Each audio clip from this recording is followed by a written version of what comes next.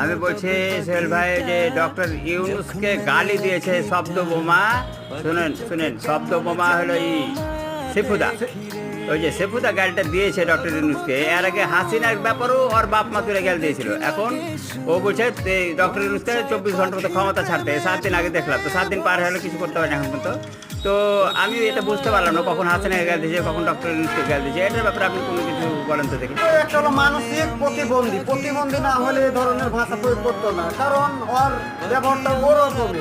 কারণ দেখা যাচ্ছে সেফুদার মানে ওর যে ডক্টর ইউনূসের যে স্যান্ডেলটা পরে, স্পোর্ট স্যান্ডেলটা যেটা পরে ইউনূস ভাই, ওর ধোয়ার যোগ্যতা না, কারণ ওই হলো একটা উন্মাদ লোক, উন্মাদ।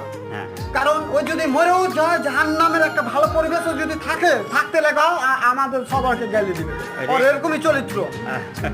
তো ওই যে এখন বলতে চাইছে যে